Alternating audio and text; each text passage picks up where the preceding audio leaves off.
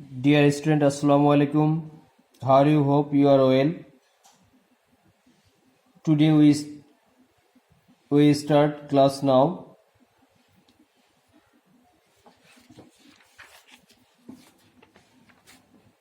Exercise 2.1 exercise 2.1 এ proportion profit and loss আমাদের এখানে আছে প্রপোর্শনে গতদিন তোমাদের কিছু অঙ্ক করেছিলাম। আজকে আমরা 3 নম্বর অঙ্কটা দেখো বইয়ের 3 নম্বরটা fill in the gaps. Just এগুলো একটু আলোচনা করবো, মূল অঙ্ক হচ্ছে আমরা এগুলা করবো আজকে। ফিল ইন দ্য গ্যাপস, এখানে একটা 3a একটা অঙ্ক দেখায়। 3a এ নাম্বার দেওয়া আছে 11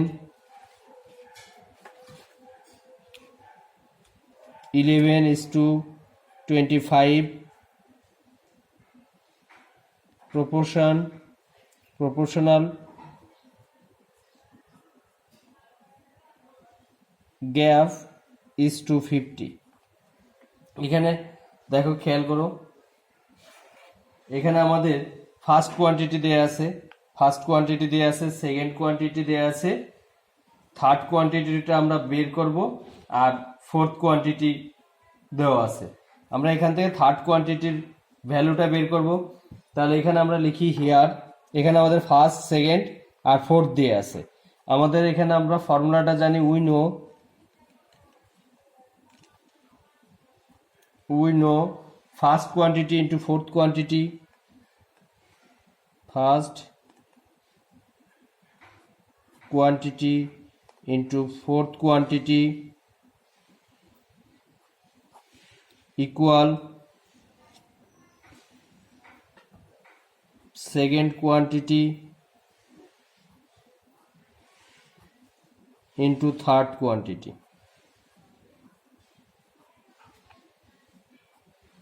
ওকে, और আমরা এখানে ভ্যালুটা বের করব কার, থার্ড কোয়ান্টিটি। এখানে আমরা মানটা বসিয়ে দিই। ফার্স্ট কোয়ান্টিটি আছে 11 ইন্টু ফোর্থে আছে 50 ইকুয়াল সেকেন্ডে আছে 25 ইন্টু थर्ड क्वांटिटी, और थर्ड क्वांटिटी इक्वल, এখানে আমরা এটাকে এই রাইট হ্যান্ড সাইডকে লেফটে লিখবো, লেফটকে রাইটে লিখবো, আর থার্ডের সাথে 25 কি আকার আছে, ইন্টু আকার আছে, ইকুয়াল টু পাশে গেলে কি হয়ে যায়, সাইড চেঞ্জ করলে এক্সচেঞ্জ করলে আমাদের এটা ইন্টু আকার আছে ডিভাইডেড হয়ে যায়। 11 ইন্টু 50 ডিভাইডেড বাই 25, কাটাকাটি করলে 2 ইকুয়াল টু থার্ড কোয়ান্টিটি 22। তাহলে এখানে আমাদের থার্ড কোয়ান্টিটি অর্থাৎ গ্যাপটাতে আমাদের, তাহলে এই গ্যাপটার মধ্যে কত আসবে, 22 আসবে, গ্যাপটার মধ্যে আসবে 22, এটাই অ্যান্সার। এবার দেখো 4 number 4, determine the fourth proportional of the following quantities. এখানে আমাদের 3টা কোয়ান্টিটিস দেওয়া আছে, ফার্স্ট, সেকেন্ড, থার্ড, আমাদের ফোর্থ কোয়ান্টিটিস বের করতে হবে। একদম সেম ফর্মুলা দিয়ে, এই first quantity into fourth quantity equal two second quantity and third quantity, এরকম ভ্যালু বসিয়ে দিব। ভ্যালুটা বসানোর পরে আমরা ফোর্থের ইয়েটা চাচ্ছে, ফোর্থটা লেফটে রেখে বাকি ফার্স্ট কোয়ান্টিটিটা ইকুয়াল টু বসে নিয়ে যাব, নিয়ে যে কাটাকাটি করে যে আনসারটা থাকে সেটাই হবে হচ্ছে ফোর্থের answer. Determine the fourth proportional of the following quantities. তাহলে 4-এর এ নাম্বারটা একটা করি, দেখি আমরা। 4-এর এ নাম্বার,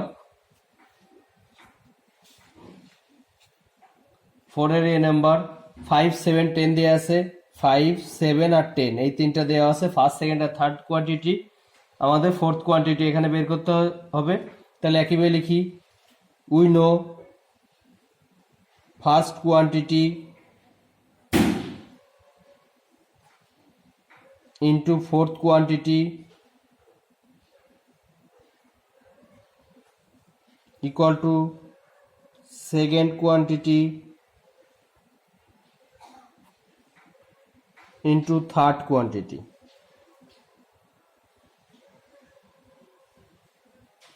और ফার্স্টে আছে কত, 5 গুণ ফোর্থ কোয়ান্টিটি,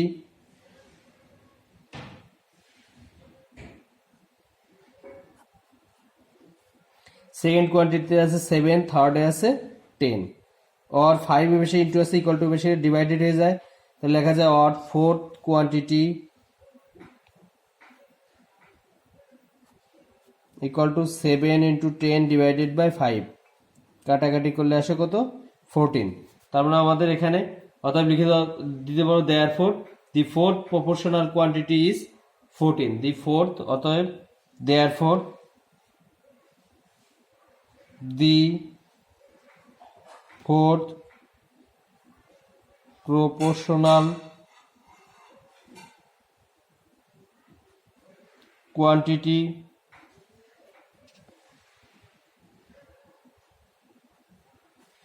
is 14. ওকে, এটা অ্যান্সার। এইবার আসি আমরা 5 নাম্বার অঙ্কটা দেখো। If the price of 15 kg rice is টাকা 600, what is the price of 25 kg? অর্থাৎ এখানে আমাদের 15 কেজি চালের দাম দিয়েছে 600 টাকা, 25 কেজি চালের দাম কত বের করতে হবে। এটাকে তুমি যদি এমনি নর্মালি আমরা যেভাবে বের করতাম আগে, যে দি price of 15 kg rice is টাকা 600, অতএব 1 কেজি রাইস অফ টাকা কত, দেন দেয়ারফর 25 কেজি রাইস ইজ টাকা কত। এইভাবে যদি আমরা বের করি, এইভাবে বের করলে কিন্তু এখানে হবে না। এটা আমাদের এখানে যেহেতু এটা প্রপোর্শনের অঙ্ক, আমরা এটা প্রপোর্শনালি আমাদের অঙ্কটা বের করতে হবে। আগের নিয়মে যদি আমরা এই অঙ্কটা বের করি তাহলে কিন্তু 0 পাবো। সো এখানে খেয়াল করো, এখানে আমাদের 5 নাম্বারটা ভালো করে খেয়াল করো। 5 নাম্বার একটা জিনিস এখানে খেয়াল করতে হবে আগে, যে দি price of 15 kg rice is টাকা 600। দেখো, চালের যদি কেজি বাড়ে তাহলে কি চাউলের দামটাও বাড়বে। মনে করো সে এখানে 5 কেজির কথা বলা আছে, 5 কেজির দাম সে 100 টাকা। এখন আমরা যদি 5 কেজির জায়গা 5 কেজির কোনো একটা জিনিস 5টার দাম, সে 5টা কেজি না, যে কোনো একটা জিনিস কোয়ান্টিটি, 5টা কোয়ান্টিটির দাম 100 টাকা। এখানে আমরা যদি বলি 10টার দাম কত, তাহলে কি দাম কি, যদি এখানে এইটার কোয়ান্টিটি বাড়ে তাহলে এখানেও আমাদের টাকাটা কি হবে, প্রাইসটাও কি হয়ে যাবে, প্রাইসটাও বেড়ে যাবে। জাস্ট এই কথাটা এখানে আমরা বলবো যে the quantity of rice is increased, the price will be also increased. যদি আমরা চালের কেজিটা বাড়াই, ইনক্রিজ করি, then price will be also increased. এখানে আমাদের অ্যাট ফার্স্ট এই কথাটা বলে আসতে হবে যে here 5 number, here if the quantity of rice, if the quantity of rice, if the quantity of rice is increased,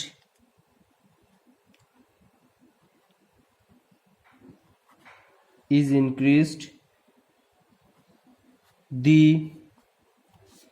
price will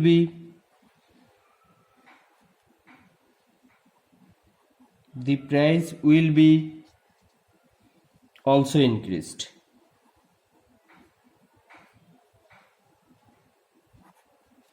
Price will be also increased.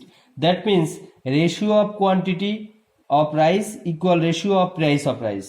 That means কি বলছি আমরা, the ratio of the quantity of rice, that means ratio of the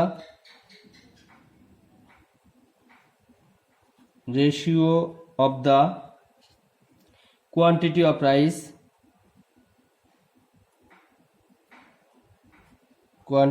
of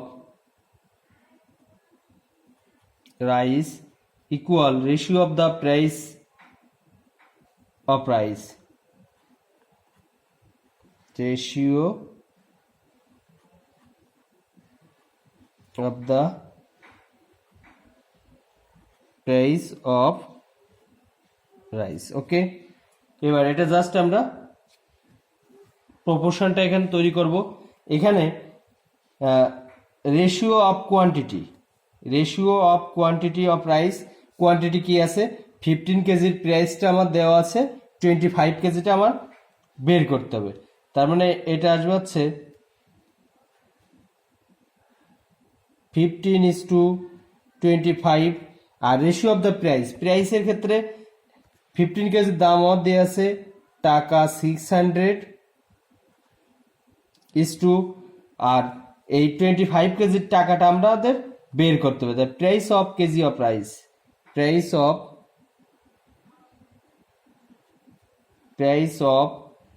25 KG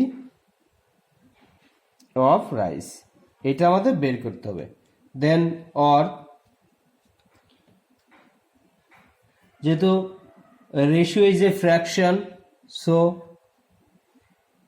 15 divided by 25 equal to টাকা 600 divided by price of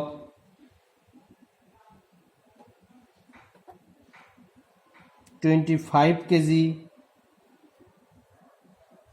of 25 kg rice লিখলে হয়, of rice লিখলে হয় rice. এখন এটাকে আমরা ক্রস গুণন করব।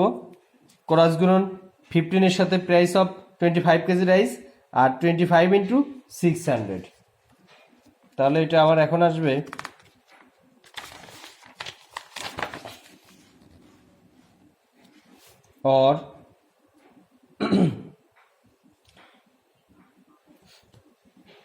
or 15 into price of 25 kg rice equal 25 into 600 और 15 এর পেশে ইন্টু আছে ইকুয়াল টু পেশে ডিভাইডেড হয়ে যায়, তাহলে লেখা যায় price of 25 kg rice equal to 25 into 600 divided by 15। এটাকে এখন আমরা কাটাকাটি করব। কাটাকাটি করলে আমাদের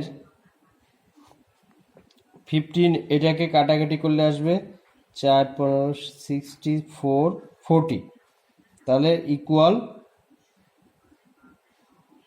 টাকা 1000। 25 আর 40 গুণ করলে আসে 1000।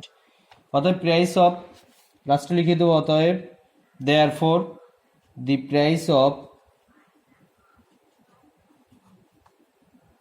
25 kg rice is টাকা 1000, এটাই answer.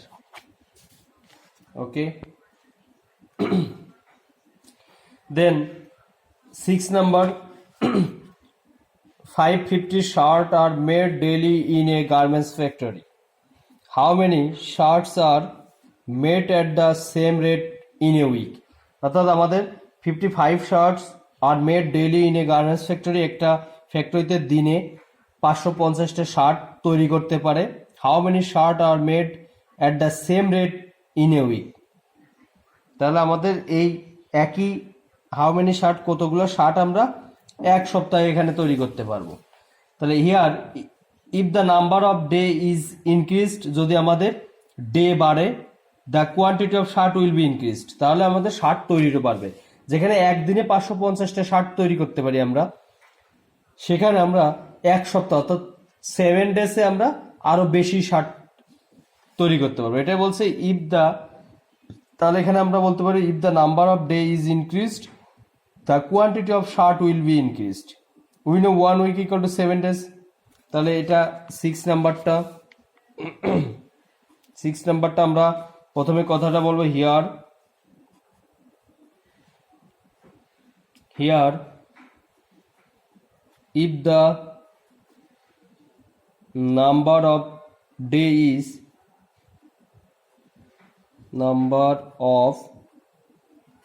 day is increased,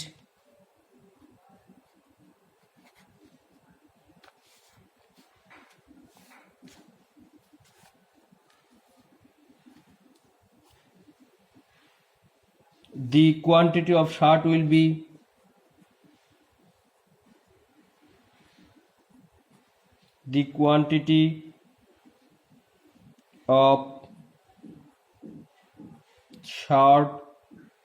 be increased.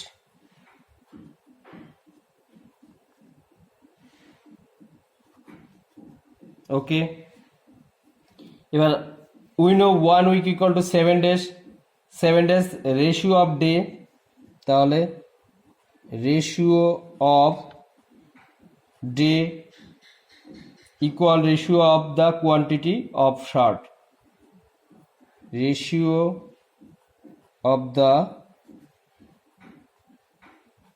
Quantity of shirt. Okay, এবার রেশিও অফ ডে, ডে রেশিওটা ডে রেশিওটা হচ্ছে একদিনের হিসাব দেওয়া আছে। দেখো রেশিও অফ ডে, ডেতে আছে 1 ডের হিসাবটা দেওয়া আছে 1 উইক অর্থাৎ 7 days, 7 days-এর ইয়েটা আমরা বের করবো। তাহলে 1:7 equal to ratio of quantity, 1 days-এর রেশিও দেওয়া আছে 55 শার্টস, তাহলে 50 ইজ টু আমার বের করবো shirt made by 7 days, shirts made by 7 days, or 1/7 equal to 550 divided by shirts made by 7 days, or cross গুণন করলে এখানে আমরা পাবো, এখানে যদি এখন ক্রস গুণন করি তাহলে shirts made by 7 days এর সাথে 1 গুণ করলে এটাই থাকে, আর এখানে 550 আর 7 ইন্টু করলে চলে আসে আমার 550 ইন্টু 7 0 5 30 3850, এ তো কি, এ তো শার্টস। এটা আমাদের অ্যান্সার বেরোবে ইন এ উইক, লাস্টে লিখে দেব in a week 3850 shirts are made. Okay, এখন নাম্বার 7 অঙ্কটা দেখো, নাম্বার 7টা ইম্পর্টেন্ট।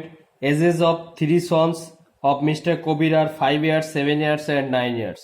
মিস্টার কবিরের 3টা পুত্রের ইয়ারের ইয়েটা দেয়া আছে 5 years, 7 years and 9 years respectively, যথাক্রমে। He gave taka 4200 in the ratio of their ages, তিনি প্রত্যেককে 4200 টাকা দিলেন।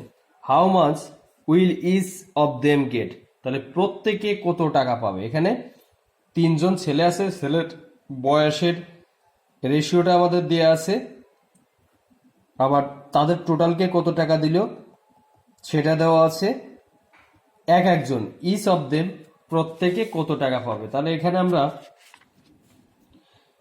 এটা আমরা করবো at first sum of each quantity of the first ratio should be determined, the second ratio the quantity of the one proportion.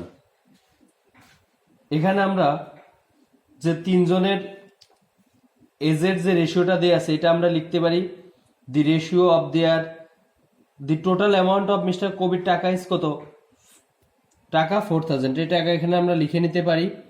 7 number আমরা লিখতে পারি গিভেন দি টোটাল অ্যামাউন্ট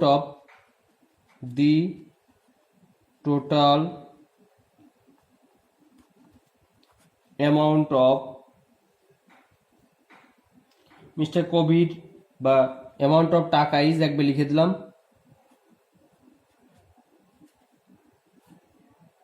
টাকা ইজ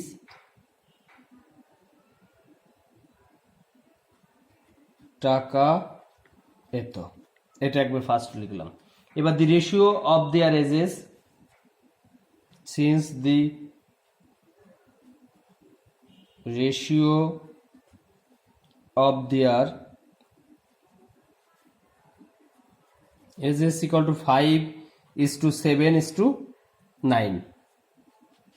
এবার এই the ratio of their obtained amount of taka এখানে আমাদের দেয়া আছে, এটা এই রেশিওটা যেটা দেয়া আছে দি সাম অফ নাম্বারস অফ রেশিও, এটাকে আমরা সাম করব, যোগ করব। since therefore the sum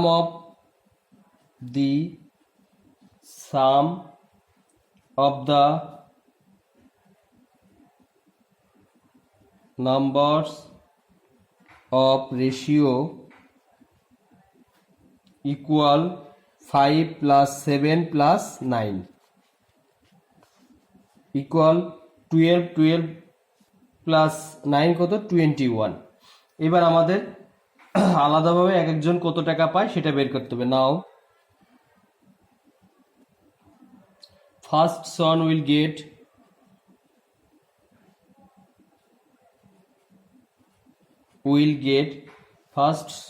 gate equal, এখানে ফার্স্ট সনের ইয়েটা কত, এজের রেশিওটা 5 আর সাম অফ টোটাল রেশিও কত 21, তাহলে 5 ডিভাইডেড বাই 21 এর সাথে আমরা গুণ করব পার্ট অফ টাকা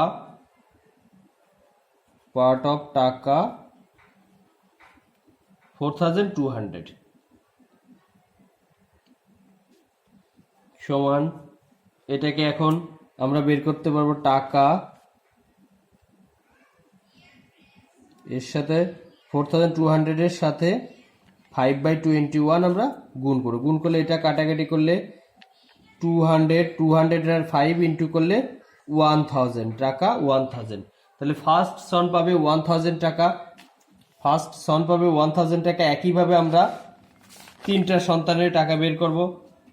সেকেন্ড সন উইল